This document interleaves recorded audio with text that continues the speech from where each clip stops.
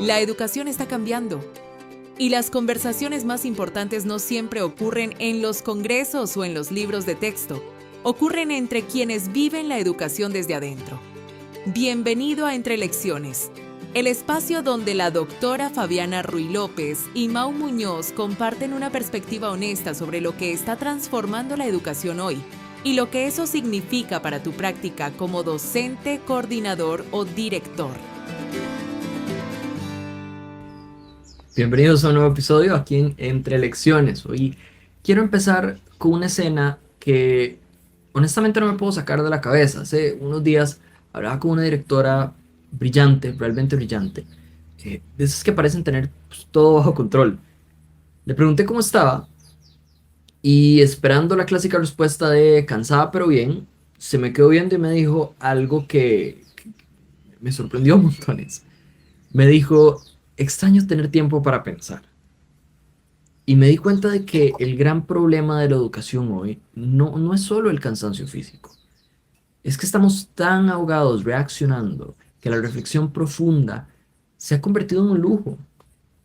Hoy vamos a hablar un poquito del descanso, pero a ver, dejemos un poquito de lado la idea del sofá y la playa y ver Netflix y todas estas cosas. Hablemos del descanso como la estrategia más agresiva para liderar mejor una institución. Doctora, ¿cómo está todo por allá? Hola a todos, un gusto nuevamente estar acá con ustedes, con toda nuestra audiencia. Y bueno, volviendo a lo que estabas diciendo, que me pareció súper interesante, esa directora no estaba pidiendo vacaciones, ir a la playa y demás, no, Mau. Estaba diagnosticando una falla sistémica.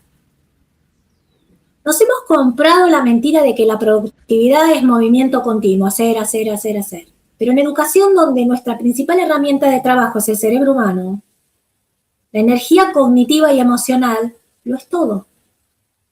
Un educador que no tiene tiempo para pensar, volviendo a esto que decía también la directora, que decía pensar, a mí también la respuesta me dejó pensando a mí, no es un profesional óptimo en el sentido del desarrollo de estrategias. Es un profesional que dejó de conducir el barco y simplemente está achicando el agua para no hundirse, para decirlo en términos de un ejemplo. Y mientras achicamos el agua, dejamos de ver hacia dónde va ese barco, cuál es el propósito, el objetivo. Si el verdadero desafío no es cuánto hacemos, sino desde qué estado biológico y estratégico tomamos decisiones, enfrentamos los desafíos diarios.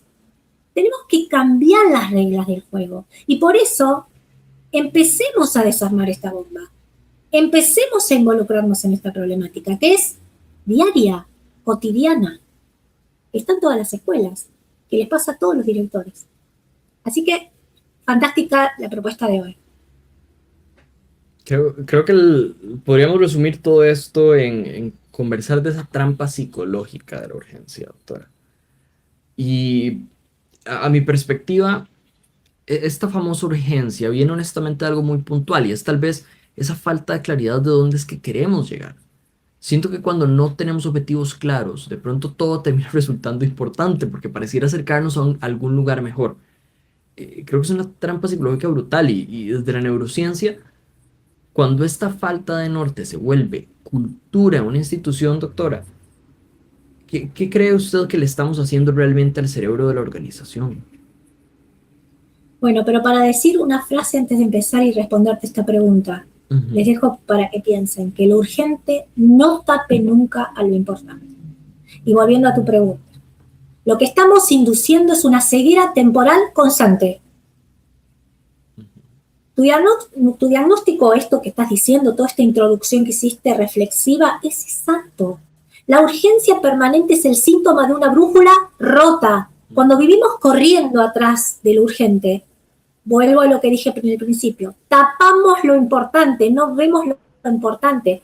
Estamos en una ceguera constante que es temporal, gracias a Dios, pero que no se convierta en crónica. Cuando el cerebro no tiene un objetivo claro para facilitar qué importa y qué no, asume que todo es una amenaza o todo es prioridad. La gente sigue moviendo las manos, pero la capacidad de anticipar el futuro desaparece por completo. Solo ven lo que está a 5 centímetros de su nariz. Eso es preocupante. Doctora, ¿y cómo podemos tal vez pintar esto un poco más vivo? ¿Cómo se ve o cuál es esa diferencia en el día a día entre un líder que está ocupado reaccionando y uno que tal vez está avanzando hacia un objetivo intencionalmente? Sí, sí. En el día a día la diferencia es biológicamente perceptible. Ahí me voy a volver un poquito más técnica, pero es importante que lo analicemos bien. Y decía, es biológicamente predecible en el uso del córtex prefrontal, dorsolateral, que lo hablamos en otros encuentros. El líder, que es reaccionario, opera bajo la dominancia subcortical. O sea, un enrutamiento dopaminérgico de corto plazo, necesario de corto plazo. Su agenda está fragmentada en microbloques. Atiende interrupciones continuas, confunde la saliencia del estímulo inmediata con relevancia estratégica. Volvemos a lo mismo, lo urgente y lo importante. Biológicamente su cerebro busca ¿qué? Dopamina rápida, que genera, por ejemplo, el tachar tareas superficiales. Ya hice esto, ya hice esto, ya hice esto. Una lista interminable de cosas. Decíamos, estar ocupado, hacer. Creemos que hacemos. Lo que denominamos a esto en neuropsicología es la falsa productividad, la ilusión de la falsa productividad. Creer, engañar, como decías vos, a nuestro cerebro, creyendo que hacemos un montón y resolvemos todo y no, estamos tapando. Por el contrario, ese líder que avanza hacia el objetivo con claridad, con tranquilidad, utiliza redes de control cognitivo que llamamos top-down, de abajo para arriba. De arriba para abajo, perdón. No lo hagamos de abajo para arriba, por favor. Mantiene periodos de inhibición de respuesta, por ejemplo. O sea, piensa. Y acá entra, después vamos a desarrollarlo, pero entra lo que es la escucha atenta. Protege bloques de trabajo profundo, lo que llamamos deep work. Y sus métricas no son el volumen de correos contestados a las 7 de la mañana y toda la lista que fui tachando, sino el impacto de decisiones tomadas a largo plazo. O sea, tener una mirada prospectiva. Es un líder que gestiona urgencias percibidas, que las piensa, que diseña. El otro gestiona rápido, resuelve rápido, no piensa. Es tachar. Rigor cognitivo puro tiene un líder que es fiel a su toma de decisiones genuina. Eso, por supuesto, no es fácil. Pero ¿qué pasa? No se recarga.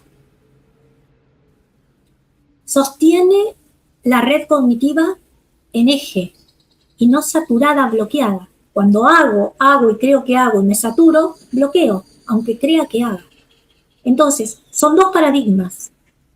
Uno, tapando incendios, y el otro, tratando de resolver, pero seguramente para poder facilitar a futuro que esos problemas no devengan en futuros problemas. Son dos paradigmas distintos. Nadie dice que el segundo sea fácil, pero es un entrenamiento que lo ganamos en salud mental. Claro, y qué complejo todo esto, doctora, porque hasta cierto punto tengo esta noción de que como sociedad de pronto premiamos más al bombero, es decir, al que está ahí a las 3 de la mañana apagando el incendio, a mi perspectiva tal vez también porque es lo más visible, es lo que luce a que se está haciendo algo al respecto. Cuando no frenamos un segundo a de pronto preguntar, pero ¿por qué hubo un incendio inicialmente? ¿Y qué generó que hubiese ese incendio? Como dicen por ahí, cuando no sucede nada, no hay noticias que contar. Y desde ese punto de vista, tal vez le hago la consulta. ¿Considera usted que glorificamos tal vez demasiado a ese que apaga el incendio a las 3 a.m.? Que a ver, es un rol y es importante, más el problema es cuando esto es la constante. y todavía peor cuando olvidamos al que diseñó el protocolo para que no hubiera el fuego. ¿Qué diría usted de este punto, doctora? Absolutamente, Mau.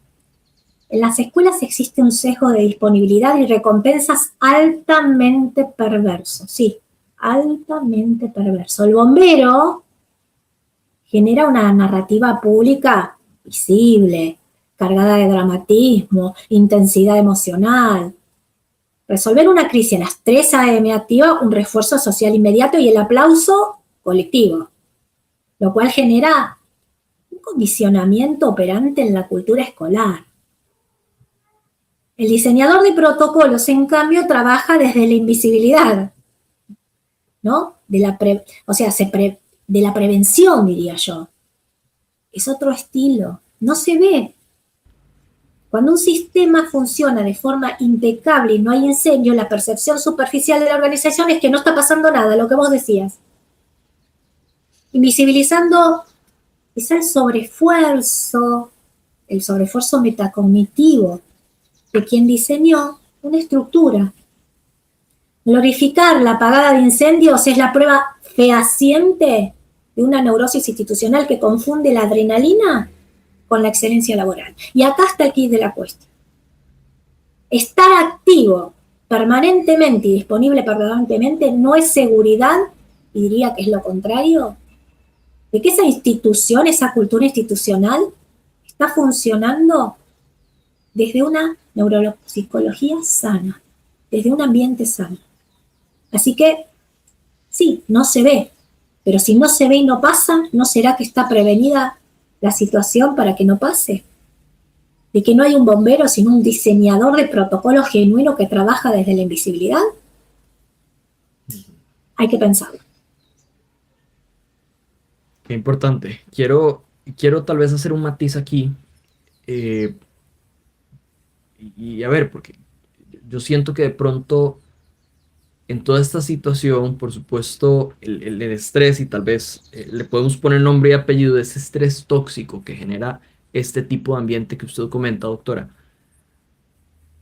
Yo creo que, a ver, y tal vez me voy aquí por esta otra línea, el estrés como tal, sentir algo de estrés, sentir nervios, siento que a mi perspectiva debe haber algo de eso en la ecuación, porque al final es parte de la vida.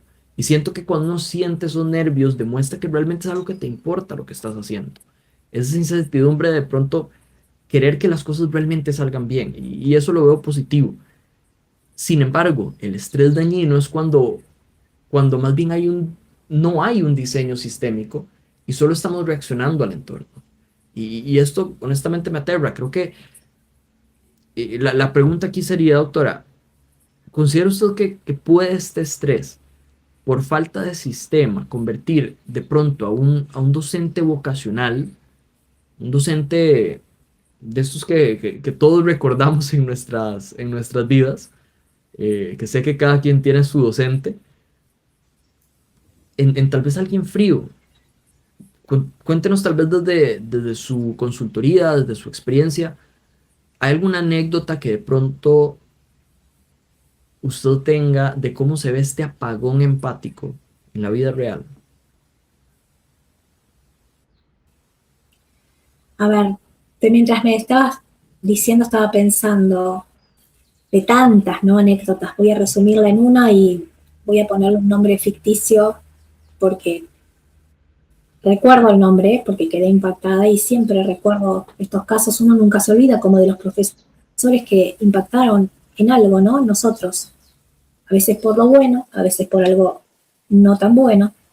Pero tengo un caso muy claro en mente de una de mis consultorías en un colegio de alto rendimiento. Atendí a un profesor, vamos a llamarlo Carlos, ¿no?, un nombre ficticio. Un docente que era galardonado, apasionado, súper experimentado, con propósito, de esos que, como vos decías, cambian vidas, que uno recuerda. En menos de 2 años, sumergido en un entorno de multitarea súper exigente, permanente, sin procesos claros, donde uno trata de zaspar y de donde se le viene la información y tiene que resolver, comenzó a mostrar una distancia afectiva bastante alarmante.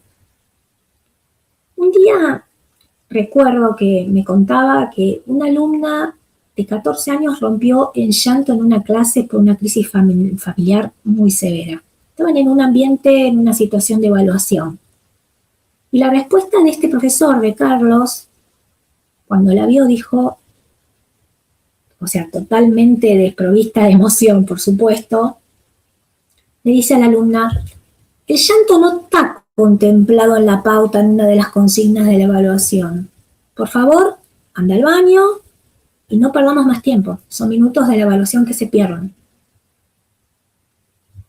Cuando vino a una consulta que suelo hacer en estas instituciones, que voy, hago relevos, se trabaja con el personal, lloraba devastado por su propia reacción. Yo quedé impactado. Me dijo, Fabiana, y escuchen, porque esto es lo que a mí más me movilizó en el sentido de como una alerta, ¿no?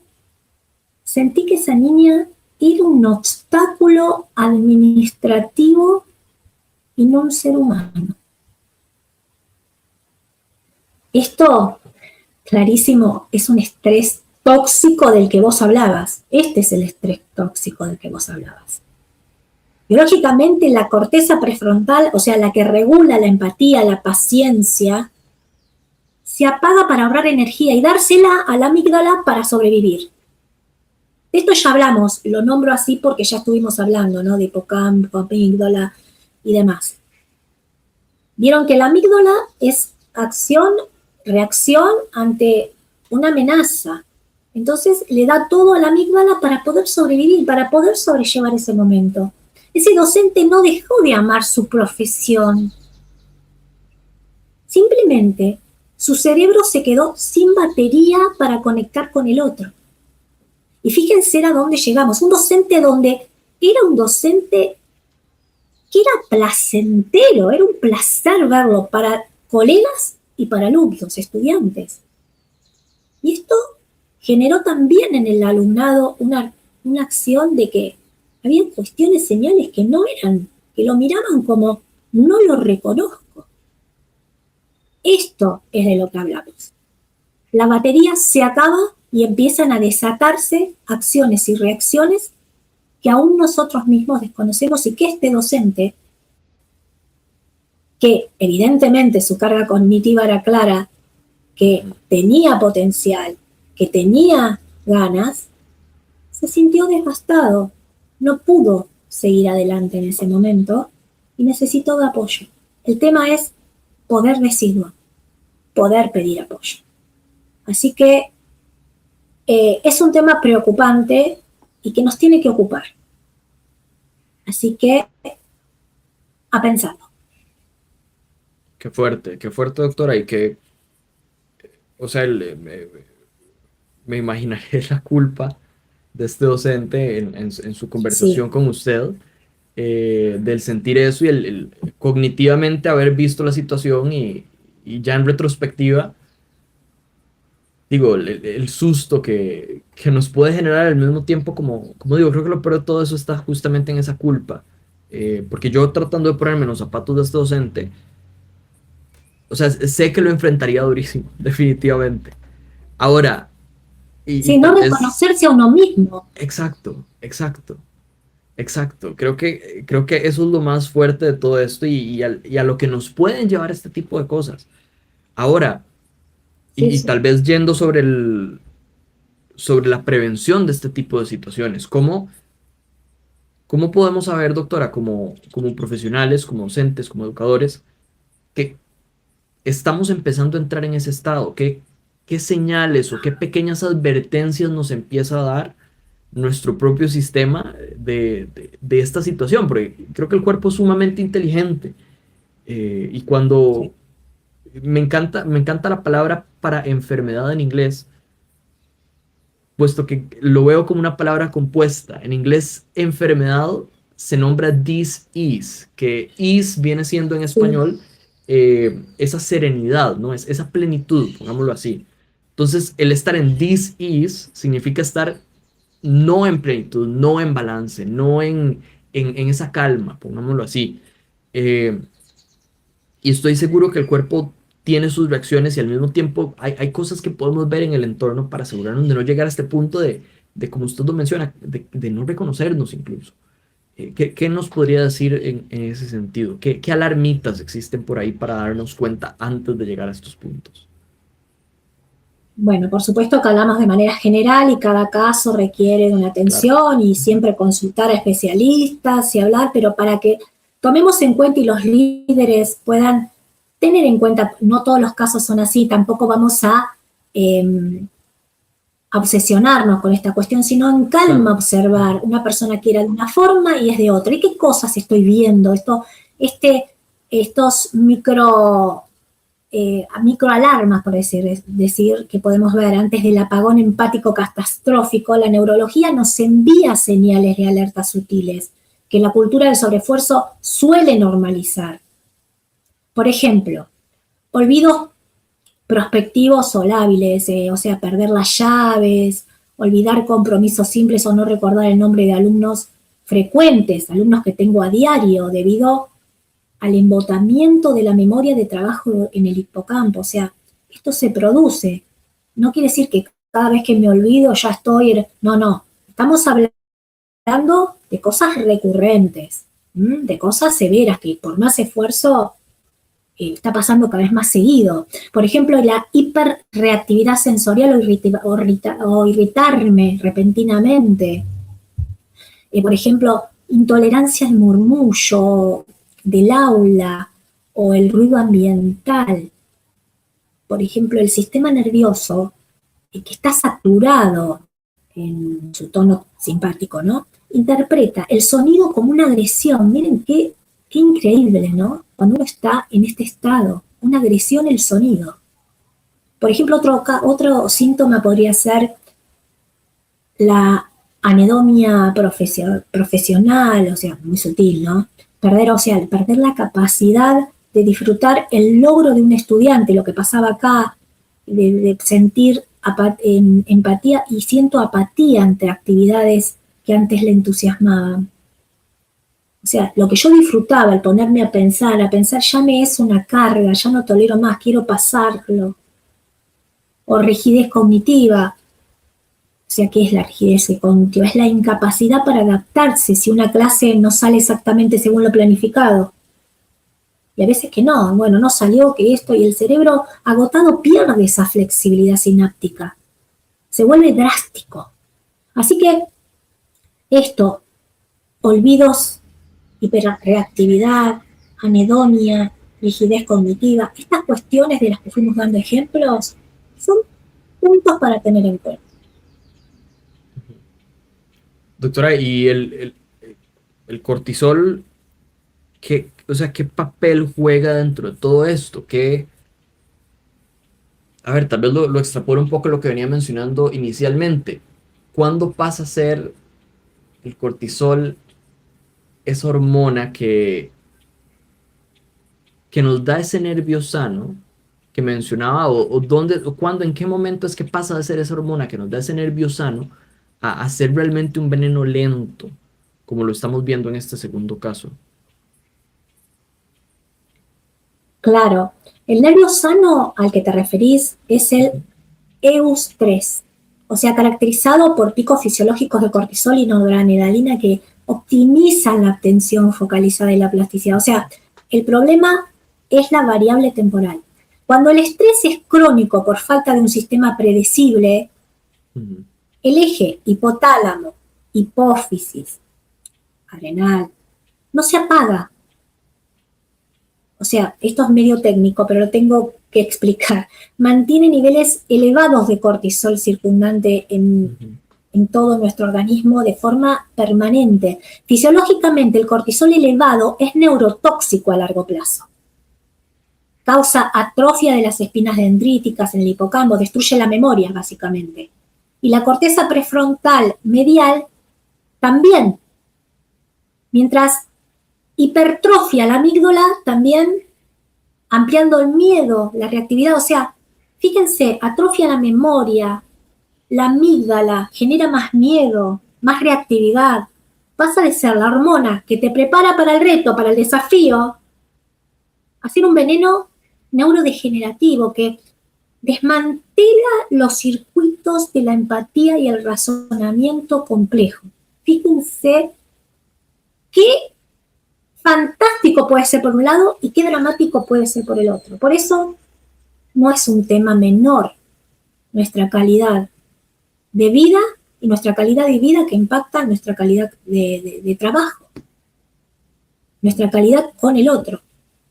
Entonces, ¿cómo es fundamental aprender a regular nuestras emociones para que no impacten en cuestiones negativas que desencadenan cuestiones también físicas? Porque esto impacta no solo en lo conectivo emocional, sino también en lo físico. Todo lo emocional impacta en lo físico. Entonces, del eustrés adaptativo al cortisol transitorio, la facilitación sináptica, para decirlo como un cuadro, para que se haga la guía. Del distrés tóxico, el cortisol sostenido, atrofia hipocampal y desconexión del prefrontal, que es el que toma las decisiones, piensa. Fíjense, dos paradigmas. Lo mismo desde dos cuestiones. Un emocional equilibrado y un emocional que no está equilibrado. Así que busquemos de la mejor manera, aún en espacios de alta complejidad, no convertirnos en seres emocionalmente tan inseguros que generen cortisol sostenido, porque nos va a traer problemas de pérdida de memoria y cuestiones quizás físicas. Es muy complejo. Ok. Doctora, creo que con esto que usted viene mencionando y en general todo esto que venimos mencionando del cortisol, del estrés, creo que en la realidad de una institución y cuando lo traemos al contexto educativo, en este ambiente de tantísima reactividad, al no haber objetivos claros, yo también veo, creo que dentro de todo el asunto, una especie de intencionalidad, pero disipada y tal vez jalando incluso hacia lados diferentes. Se ve tal vez al educador desconectado que pues nada, o sea, está haciendo lo mínimo para poder comer, pongámoslo así. Y también vemos al educador apasionado dentro de la misma institución, dentro de la misma ecuación, que a falta de objetivos, pues inventa sus propios objetivos para sus alumnos, pero no necesariamente son objetivos que responden a una estrategia y a un esfuerzo institucional. Y ojo, no con esto estoy diciendo que sean esfuerzos malintencionados, al contrario, son esfuerzos Sí, muy sí. bien intencionados, pero dispersos al fin. Cuando usted entra a evaluar una institución, tal vez en esta coyuntura, en este tipo de contexto, ¿qué síntomas, sean verbales, físicos, o qué nota usted de inmediato, doctora, que nos hace Bueno, saber instituciones que zombies. están sobreviviendo? Sí, cuéntenos. Claro, yo digo instituciones zombies porque están con piloto automático a veces, ¿no? Claro. Esa intencionalidad disipada que describís es la definición exacta de un sistema fragmentado, quebrado. Lo noto de inmediato en el lenguaje. Vos sabés que el uso constante, por ejemplo, del tengo que, estoy apurada porque, en lugar de quiero, vamos a, si lo ponen a escuchar, es claro, se nota inmediatamente en cuanto entra uno a una institución. Por ejemplo, también noto reuniones donde la gente no se mira a los ojos. Mientras uno habla, el otro está tecleando. O sea, hay obediencia, lo que yo diría obediencia mecánica, pero hay un vacío absoluto de un propósito compartido. No hay interacción, no hay escucha activa, hay rutina mecánica. Así que fíjense automáticamente en el lenguaje. Lo que decía hoy, tengo que, estoy apurada porque, quiero, vamos a, eso no se escucha. Nos proponemos hoy Y no, porque es el apuro. Entonces, está en uno regular eso. Vuelvo, que lo urgente no tape lo importante. Y se puede. Así que no nos convirtamos en instituciones zombies, por favor. Doctora, y bueno, volviendo al tema de los zombies, que creo que es una forma tal vez pintoresca de analizar este tipo de instituciones. ¿Qué tanto se contagia en el pasillo toda esta situación? ¿Realmente existe alguna especie como de estado de ánimo colectivo enfermo en una escuela como esta,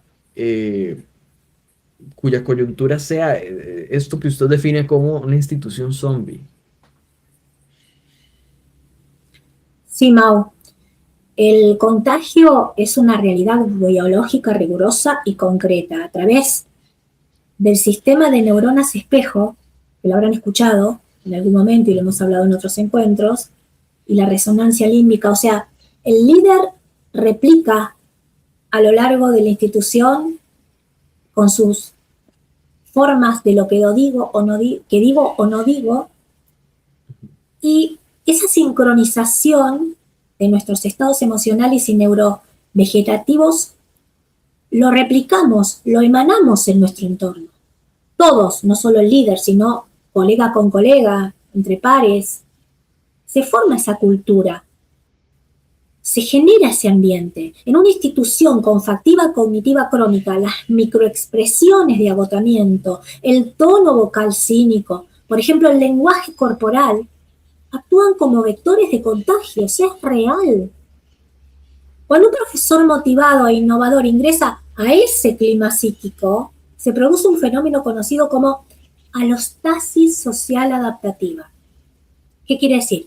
Para encajar y no desgastarse en ser la anomalía hiperactiva, el cerebro, ese cerebro del nuevo docente, el que venía con ímpetu, felicidad, ganas de, termina nivelando hacia abajo su energía y su pasión. Claro. O sea, ahí está el ejemplo concreto. La neurona espejo, el clima institucional. Esa fatiga colectiva actúa como un campo de gravedad que neutraliza cualquier chispazo, alegría, ímpetu de innovación individual. Así que fíjense cuánto impacta. O esos docentes que vienen con ganas y luchan y resisten, porque los hay, y otros, no, acá se hace así. Acá es así, acá pasa así. No, no hagas porque no lo vas a lograr. El cerebro se termina convenciendo de eso. Si no hay alguien que acompañe. Por eso, qué importante es el líder, qué importante es el ambiente que se gestiona y que se genera, y qué importantes son con quienes interactuamos.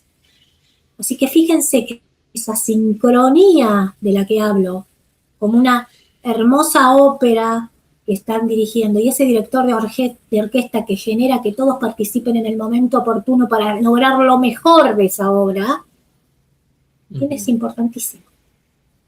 Puede generar una maravillosa velada con su obra o generar una velada desastrosa.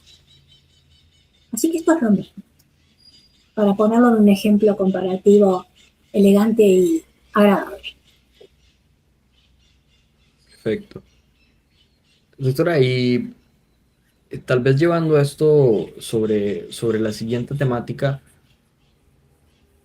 a ver, imaginamos el agotamiento como tal vez la persona que se desmaya del cansancio, pero a veces veo de pronto directivos que operan pues maravillosamente en la superficie, entregan los reportes, cumplen todo, mientras por supuesto por dentro pues están rotos. ¿Cómo opera este desgaste silencioso que engaña tal vez hasta quien lo padece, a quien está sumergido en este desgaste? Y en este caso se produce lo que yo diría una asincronía sistémica destructiva. Cuando la energía estratégica de un área colisiona contra la parálisis o o el rezago del liderazgo, se genera la pérdida de confianza institucional.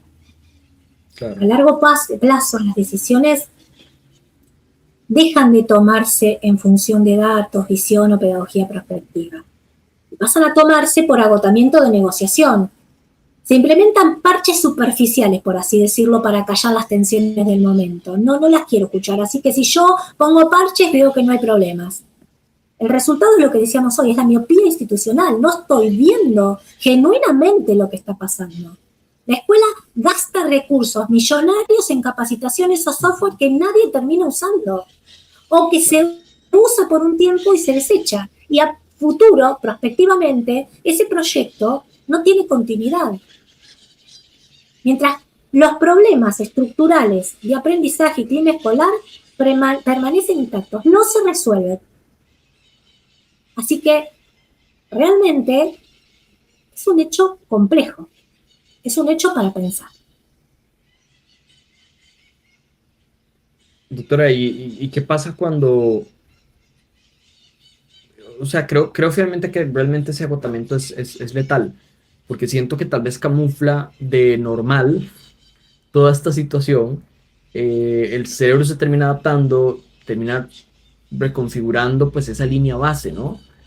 Creo que eso termina generando también que uno se acostumbre a vivir ansioso, tratar de seguir entregando esos informes a tiempo, pero perder el disfrute, la creatividad o sobre todo esa escucha activa dentro de la ecuación. Y me encantaría que hablemos un poquito justo de ese punto de la escucha. ¿Por qué, doctora, escuchar de verdad gasta tanta batería cerebral? ¿Por qué es lo primero que se sacrifica cuando estamos en ese piloto automático dentro de toda la ecuación?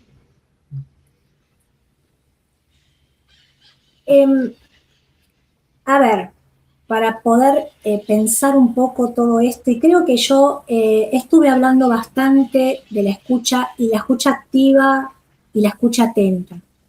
Ujú. Hablemos de la escucha porque, a ver, no es un tema menor, implica muchas cosas. Cuando escucho con atención pongo en juego un montón de cuestiones de mi cerebro. Escuchar de forma activa y empática es una de las tareas computacionalmente más costosas para el cerebro humano. Requiere activar simultáneamente la memoria de trabajo para retener el mensaje, el control inhibitorio para acallar nuestros propios diálogos internos y sesgos, la teoría de la mente, la red mentalizadora, ¿no? Para inferir el estado emocional Ujú. intencional del otro, prever qué me está queriendo decir. Fíjense cuántas cosas están pasando en nuestro cerebro cuando realmente estoy escuchando activamente y empáticamente, no solo activamente, empáticamente. Cuando el cerebro entra en ahorro de energía por agotamiento crónico, que lo dijimos hoy, modo de supervivencia, corta automáticamente los procesos que consumen más glucosa y oxígeno. La escucha real se sacrifica primero porque requiere un esfuerzo de sincronización cortical altísimo. En su lugar, el cerebro coloca ¿qué? Un autómata que siente, o asiente con la cabeza, mejor dicho, escucha, siente, mientras procesa internamente cómo salir rápido de esa conversación. O sea, hice Windows, bajé la ventana. Escucho que alguien habla, pero no escucho activamente, empáticamente. Quiero salir de esa situación. Y estoy pensando, ¿cómo hago para hacer? Entonces, ¿cuál es la diferencia? Estoy analizando, escuchando, sintiendo, ver qué me quiere decir, por qué me lo dice, analizando profundamente lo que me dice, o escucho un sonido y nada más. Para el docente es fundamental ser escuchado por el líder, igual que para el líder ser escuchado por el resto. Entonces, escucha atenta también es un síntoma de que lo que dijimos hoy, ¿se acuerdan cuando decíamos inhibimos y bloqueamos, no escuchamos, no sentimos, no empatizamos? De que algo está bien. Cuando algo está mal, siento sonido y nada más. Doctora, y para el docente que tal vez se siente culpable por no tener esas ganas de innovar, es hora de cambiar la culpa moral por comprensión neurobiológica, tal vez. Definitivamente, Mau. La culpa moral es una carga tóxica que añadimos, está añadida. Innovar exige un cerebro con reservas energéticas en la red de plasticidad neuronal y pensamiento divergente. Pretender que un docente agotado tenga ganas de reinventar su pedagogía es biológicamente tan absurdo como pedirle, qué sé yo, a una persona con una pierna fracturada que corra una maratón. La falta de creatividad no es pereza ni falta de vocación ni compromiso. Es un mecanismo de autoprotección biológica, lo dijimos hoy. Cuando comprendemos que el cerebro prioriza la supervivencia sobre la innovación, sustituimos el juicio moral por la necesidad urgente de rediseñar las condiciones operativas de la escuela. O sea, no es falta de compromiso, no es falta de vocación, como dije recién. Es necesidad de autoprotección biológica. Y eso es lo que tenemos que detectar. Eso es lo que tenemos que revertir y proteger. Así que hay que reconfigurar las condiciones operativas. Totalmente de acuerdo, doctora. Y esto honestamente me siento que me llega a montones porque al final en mi área creo que se habla mucho del pensamiento sistémico, de realmente el entender que las cosas están relativamente conectadas y que no nos caemos, y esto lo saco de un libro, Hábitos Atómicos, que me encanta, que menciona que no nos levantamos a las intenciones de nuestros sueños, sino que nos caemos a la fortaleza de nuestros sistemas. Y pensado desde esa arista, desde esa óptica, yo honestamente no creo que la solución sea de pronto poner un límite duro, qué sé yo, un lunes a las 8 de la mañana y ya, nadie hace nada. Creo que lo que es vital es tener un espacio sistémico para reconectar y preguntarnos, bueno, primero que nada, tenemos claros cuáles son los objetivos, sabemos hacia qué estamos caminando y más allá de en función de hacia dónde vamos, auditar activamente lo que hicimos hoy nos acercó o nos alejó de esa meta que estamos buscando. Yo creo que la innovación no nace realmente del agobio, eh, pero claro, la gente dice que no hay tiempo. Yo creo que lo más importante aquí, y tal vez le extiendo la pregunta a usted, doctora, me encantaría saber qué piensa pues como lo abordo yo, cómo le damos la vuelta a este concepto para entender que detenerse a evaluar la estrategia biológica y bueno, y también la ejecutiva es uno de los componentes más importantes que necesitamos dentro de una organización. ¿Qué nos podría compartir por ahí? Bueno, biológicamente, porque cuando descansás o te detenés vos, parás un poquito, no estás apagando permanentemente incendios y corriendo y moviendo las manos, se activa la red neuronal por defecto.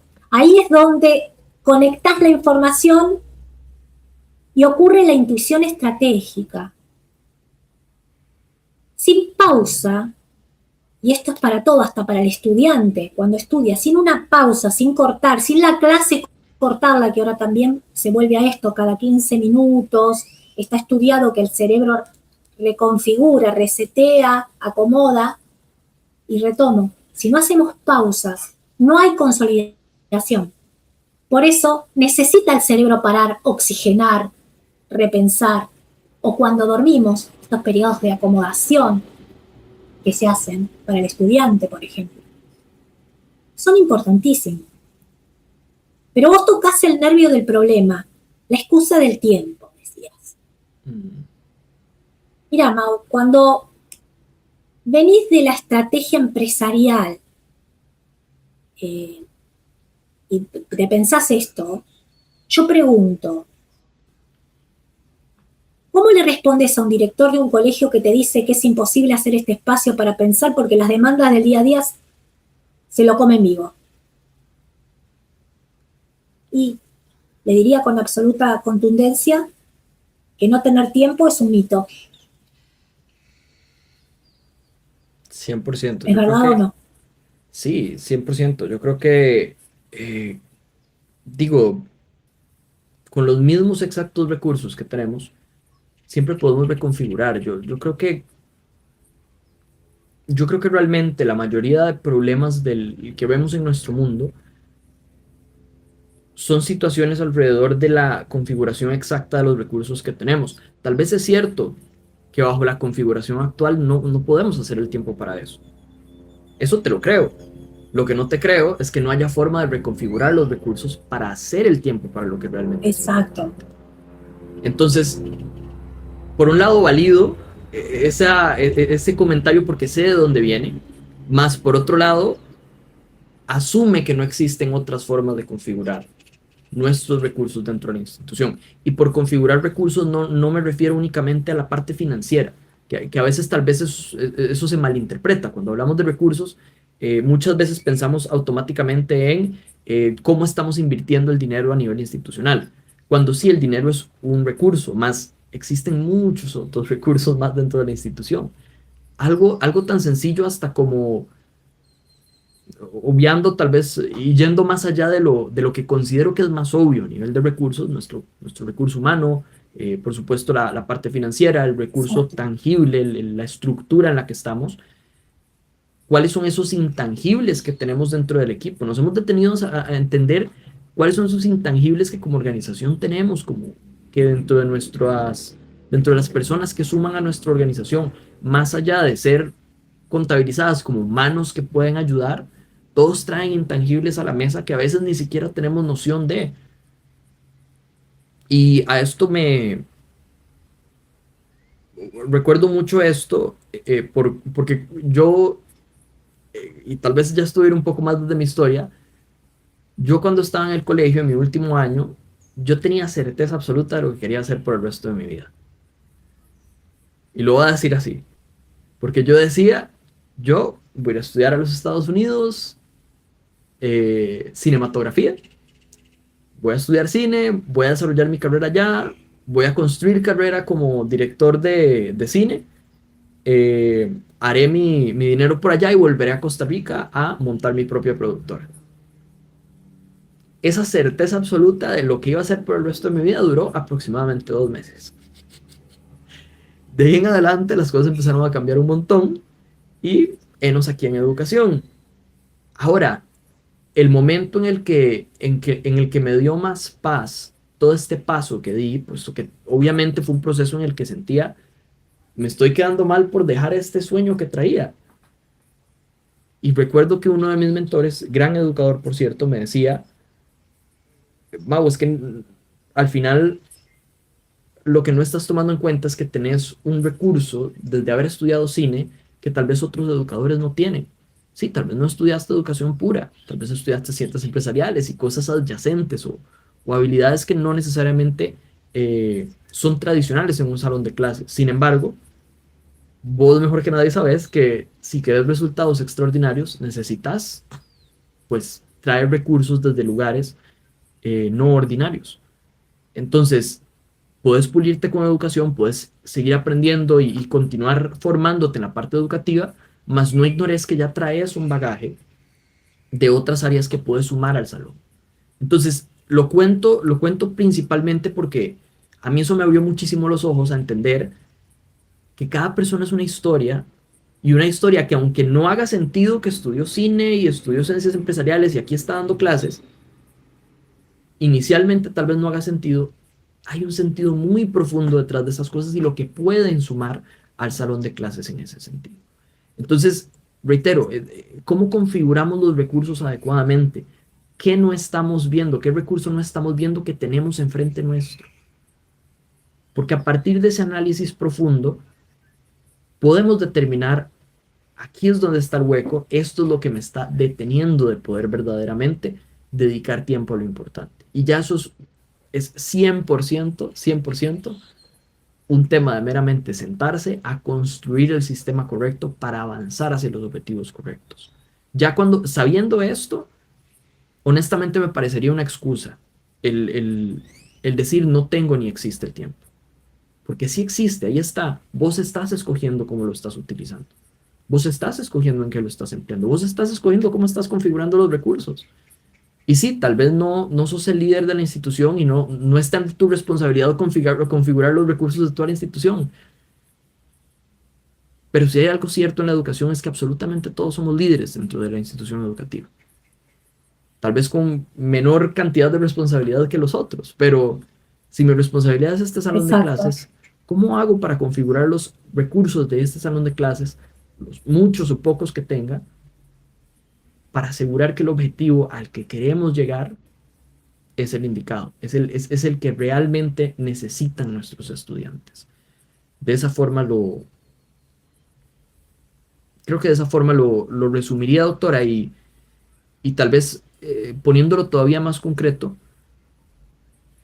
creo que con los mismos recursos podemos reconfigurar lo suficiente para hacer el tiempo que es realmente importante, para dedicar y bloquear ese tiempo, proteger ese tiempo que sabemos que es realmente importante, para poderlo invertir en aquello que nos va a acercar a lo que queremos a largo plazo.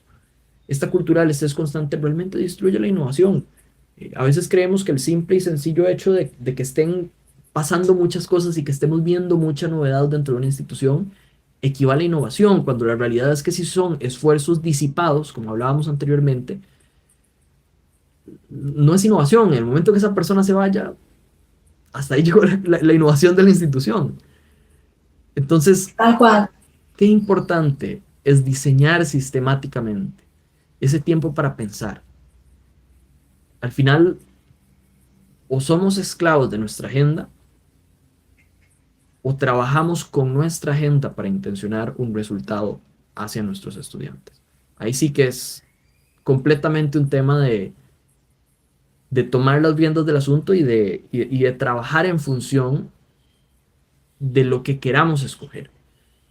De dejar meramente que las cosas vengan hacia mí y, y reaccionar, que no lo veo idóneo.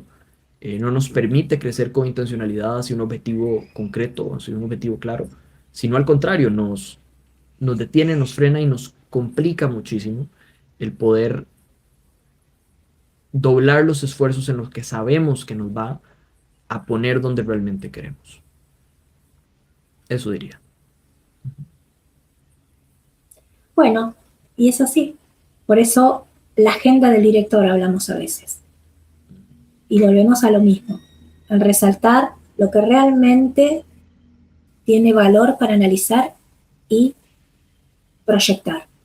Porque nuestra labor, y vos decías recién el líder que se queda y el líder que se va, lo que tiene que quedar es la obra de ese líder para que la continúe en otro. Por eso tiene que ser lo suficientemente sólida. Y para eso tenemos que estar emocionalmente fuertes. Ni más ni menos. Totalmente correcto. Qué importante.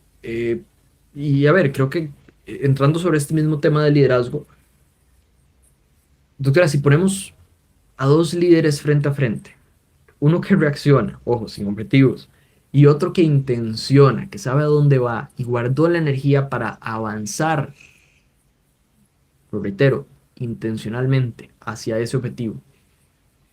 En el primer minuto de una crisis en el colegio, ¿cuál es la diferencia entre el comportamiento de ambos? Sé que es una diferencia radical, pero me encantaría que nos cuente un poquito de eso. ¿Cuál es la diferencia entre esos dos comportamientos? Bueno, un poco hablamos, ¿no? Hoy de esto del que reacciona apagando incendios y demás. Y bueno, el líder que reacciona es secuestrado por el entorno, ni más ni menos. Se mueve rápido desde el miedo para apagar el fuego inmediato, ese bombero del que hablábamos. Está secuestrado por la amígdala, por el entorno y por la amígdala.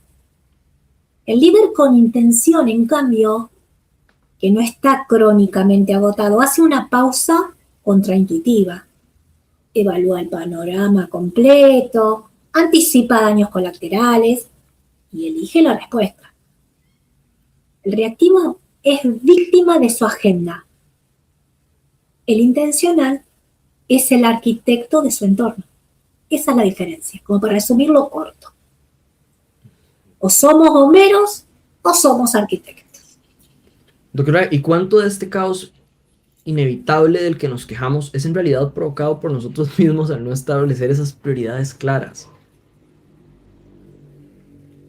Mira, un porcentaje abrumador, Mau.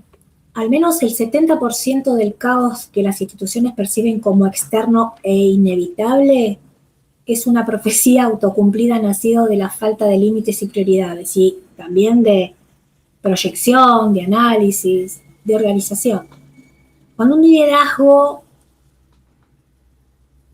no define qué es lo importante en vez de lo urgente, como decíamos hoy, y lo repito permanentemente porque es fundamental, la organización adopta la cultura de la disponibilidad absoluta. Lo dijimos hoy al principio. Creer que estar siempre accesibles a correos, mensajes de padres, peticiones de último momento, es sinónimo de eficiencia, es una realidad que no es así. Es una realidad para unos pocos.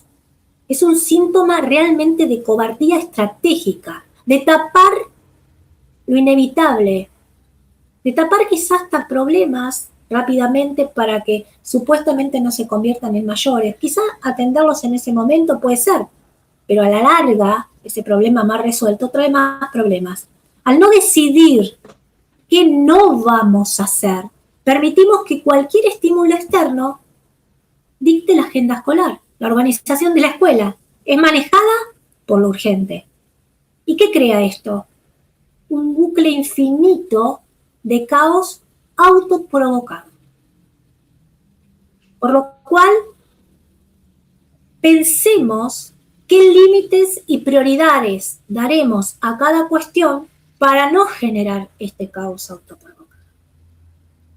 Es un tema legítimamente de liderazgo sano, de liderazgo analítico, reflexivo, proactivo en el buen sentido y no reactivo. Doctora, ¿y qué mensaje le manda este tipo de actitud en un líder institucional a su equipo docente? O sea, que esta actitud de realmente sistemáticamente respetar y proteger un espacio exclusivo para pensar, para recalibrar. ¿Qué mensaje le envía a sus docentes este tipo de actitud? Le otorga la automatización psicológica y la validación institucional para hacer lo mismo. Sinceramente, el liderazgo nos enseña mediante discursos o decir lo que queda bien, sino mediante la regulación neuroafectiva que transmite la conducta del líder. Dijimos esa sincronización que se replica. Cuando el cuerpo docente ve que la dirección blinda activamente su tiempo de pensamiento, el mensaje implícito es, por ejemplo, en esta escuela la lucidez es prioritaria sobre la agitación. Aquí va el valor, valorar o darle valor al pensamiento es una norma de excelencia. Esto desmantela el contagio del agotamiento que hablábamos hoy, esta réplica en neuronas espejos de agotamiento, de frustración, del no puedo, y genera una cultura donde la efectividad y la salud mental convergen de manera natural. De manera natural, repito. Y es de manera natural porque ese espacio de reflexión, de pensamiento como norma, de escucha activa, de la cual hablamos tanto, se genera de forma natural. Es parte del protocolo institucional, es parte de la cultura institucional. Entonces, hay que generar espacios donde la afectividad propicia o propicie la salud mental en la cultura institucional.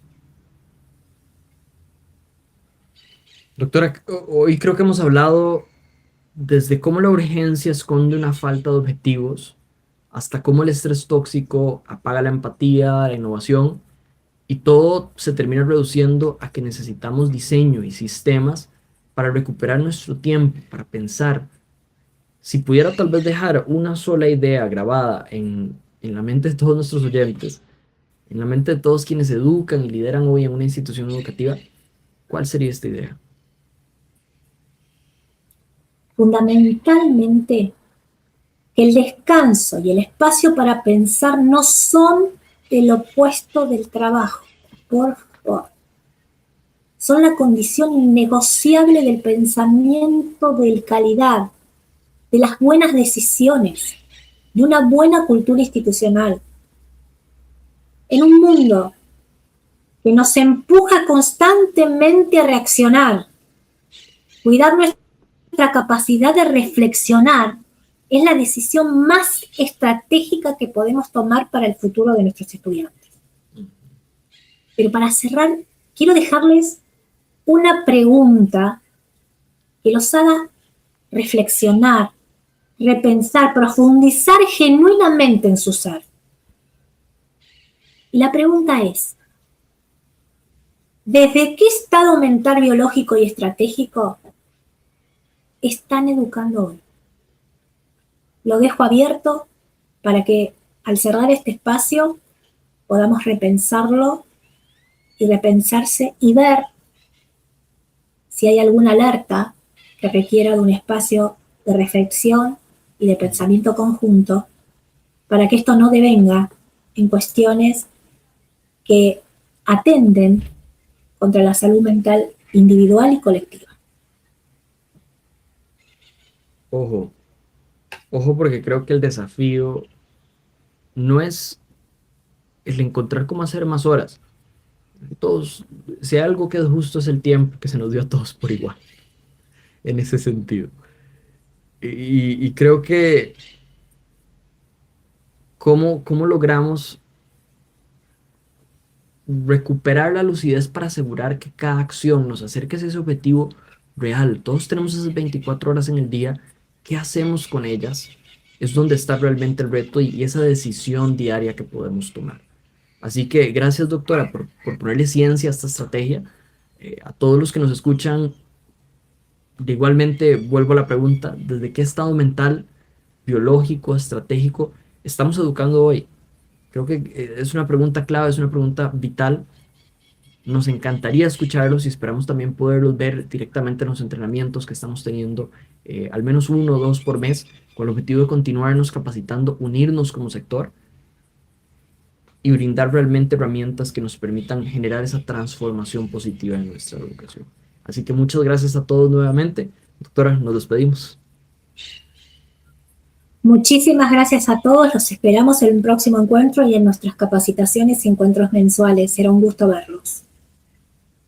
Gracias a todos.